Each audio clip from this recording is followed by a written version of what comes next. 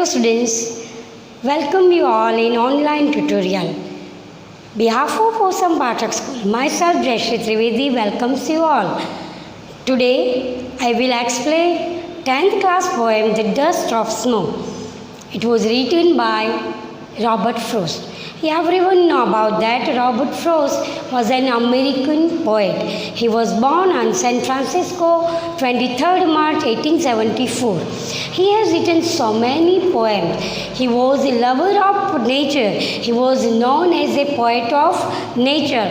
The woods are lovely, dark and deep. I have two promises to keep. Miles to go before I sleep. Miles to go before I sleep. He is love about nature. He has written so many poems. Here, The Dust of Snow has published in 1923 and it has got the Pulitzer Prize, the best poetry of the Americas. Here, the poet Robert Frost was an American poet born on San Francisco. His father was a lovable person and mother also a writer and poet too. So let's learn the poem The Dust of Snow. The Dust of Snow by Robert Frost. The way a crow shook down on me. Here the poet talk about a one living bird, a creature, about crow. We already know about that. All the poets indicates the birds like peacock, peahen, cuckoo or colorful birds. But here Robert Frost used a crow because here the poems how the mood changed during the snowfall. It's a wintry time. The rain is coming and the cold evening is there. The way a crow, the way means when the crow present shook down on me. At that time, shook down me as the snow fall down on the me. Here me used for poet. The dust of snow. Here the poet used the crow when the crow sitting on the branches of the tree on hemlock tree. Here hemlock is a completely negative mood. A tree which has 5 flowers. The hemlock. The dust of snow from a hemlock tree has given my heart. In the first stanza, the poet used that the how the mood change and has given my heart a change of my mood. Mood is already changed and saved some part. Part means the portion of his life.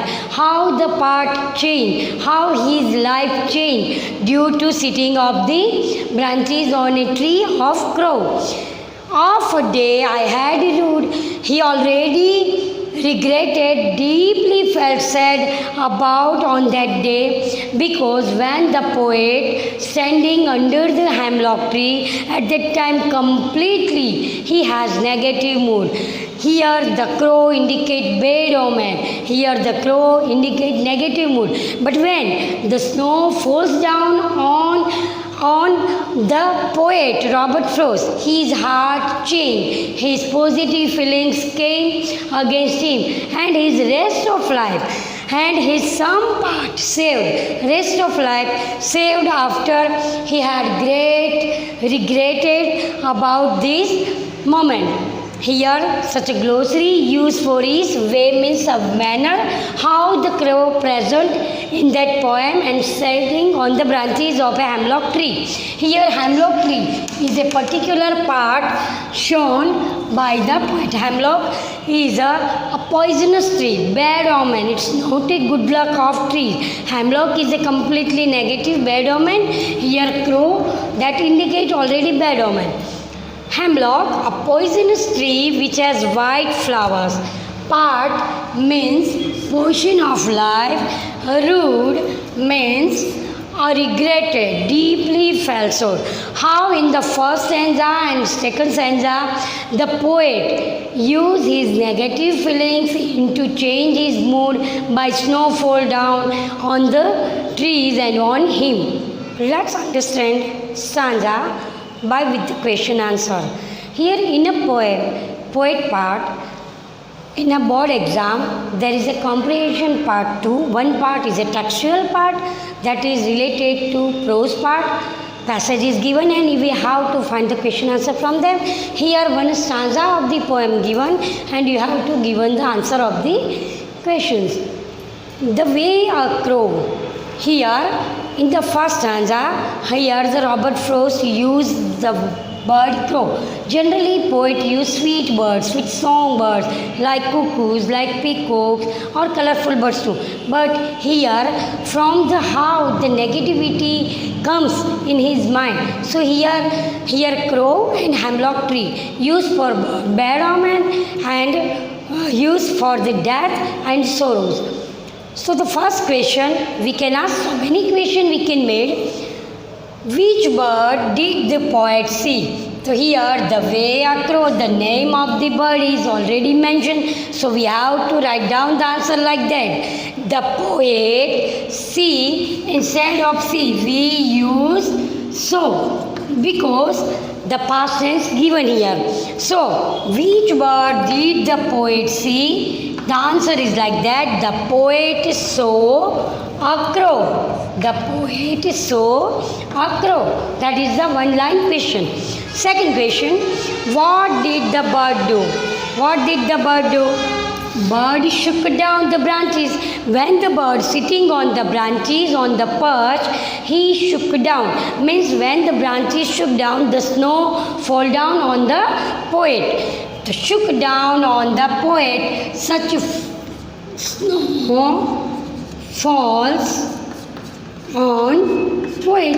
Poet was sitting under the hemlock tree. So when the crow was sitting on the perch of the hemlock trees, at the same time snow falls on the poet. Snow it's a cool, snow gives positive. So poet's mind completely changed. Just now before coming on the hemlock tree, poet was in completely negative mood at that time. But when the crow sitting on the perch of the tree, at that time snow fall down on the poet and poet's mind changed.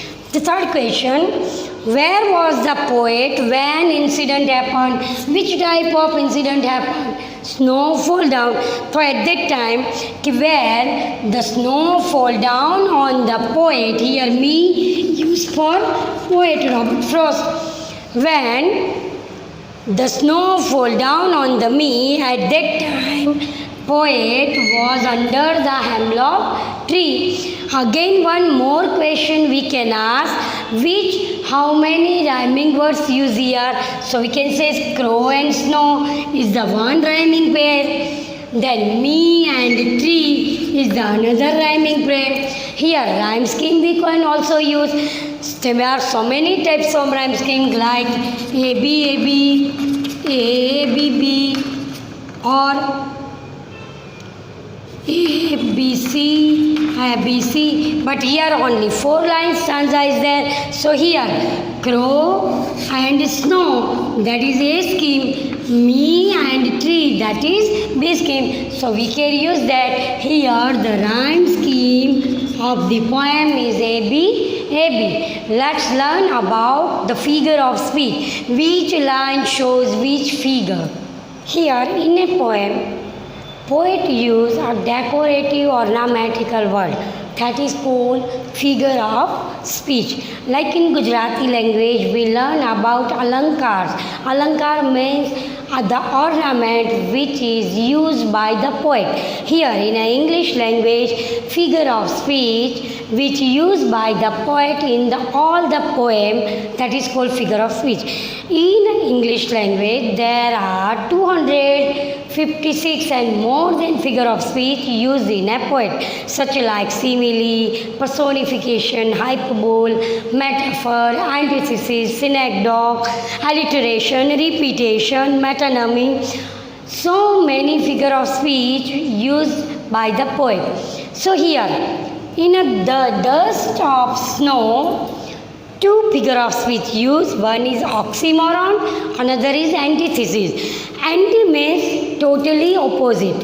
We already know about that when we use such prefix like anti or pre, that is used of Prefix. Prefix makes word opposite. So here a complete meaning that when two opposite ideas shows at that time antithesis is used. The dust of snow, we already know that dust is a dry and snow is a moisture. So here two opposite ideas mix with each other at that time antithesis used. We can also say about that when two opposite actions happen in the same moment at that time oxymoron. We say that when the crow sitting on the branch fall down. એને ગુજરાતી કહે છે કાગ કા બેઠના और डाली का टूटना. Same moment happen in a same event. At that time two moments are happen. Totally different with each other.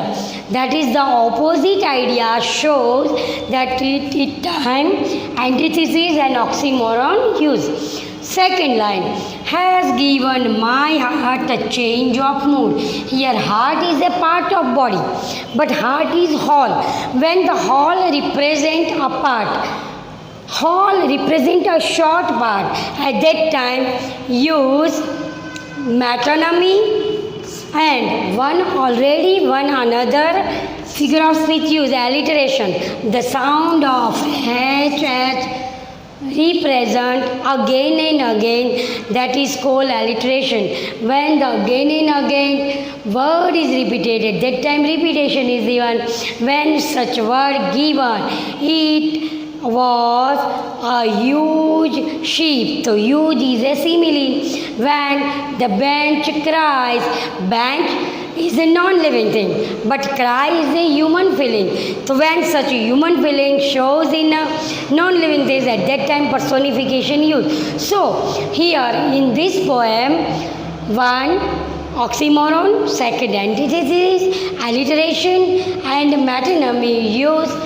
Here this type of figure of speech used. Here figure of speech is a question of only 2 marks, but it is a cash crop. Like it has given you more practice, it has given you more marks.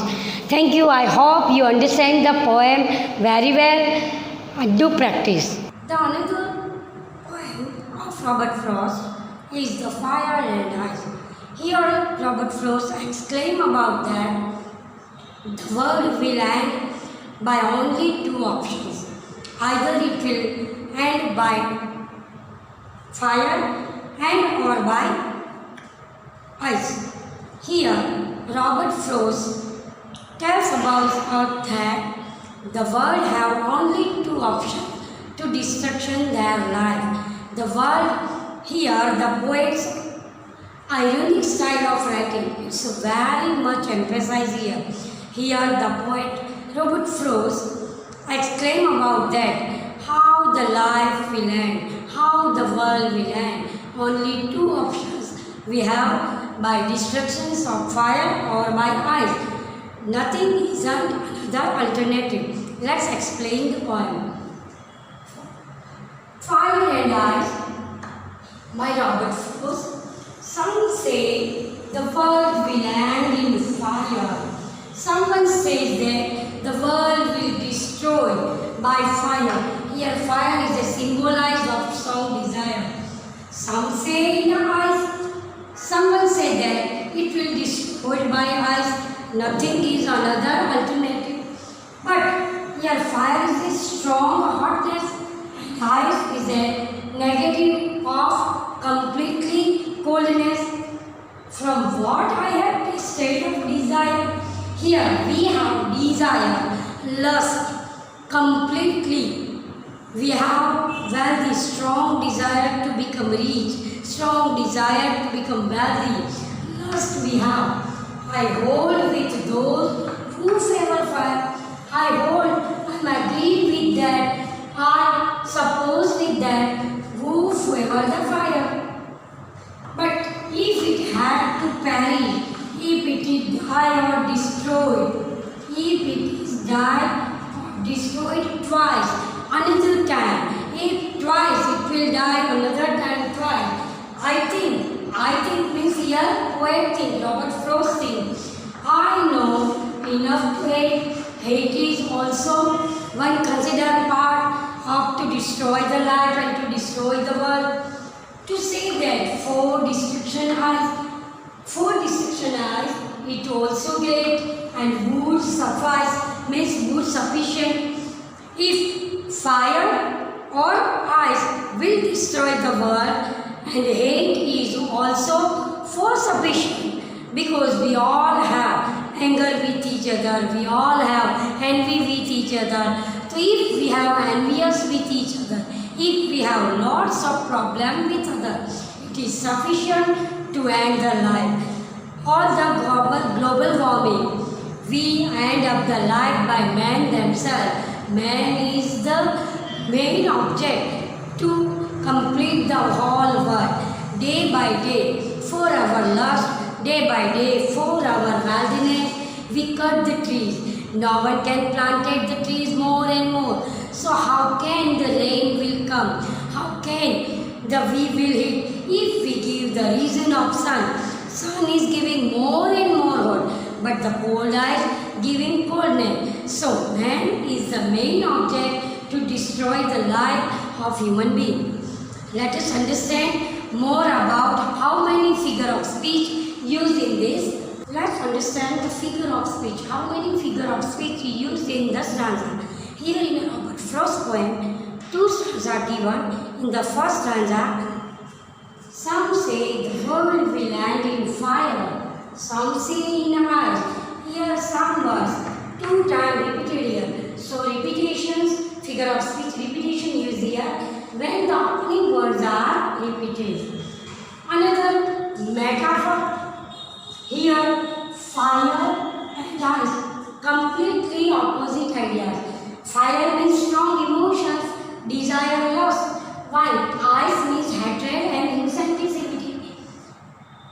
Another third figure of speech used here, that is antithesis, opposite ideas. Fire is a hot emotion, while ice is a cold emotion. So when the opposite ideas are given, at that time antithesis figure of speech used. Another, for fire and ice, metonymy also used. Here when metaphor used, same time metonymy also we can say that.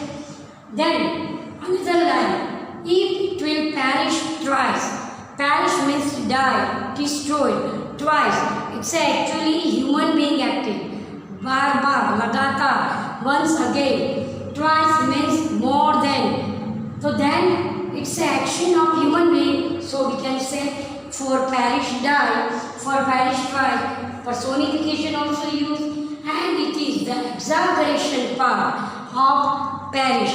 Exaggeration parts of perish, die twice, that is hyperbole too. So here in the poem, fire and ice, repetition, metaphor, antithesis, metonymy, personification, hyperbole, and also alliteration. One time, for, FF word is always used, that is also alliteration. How you all understand this poem very well. Thank you.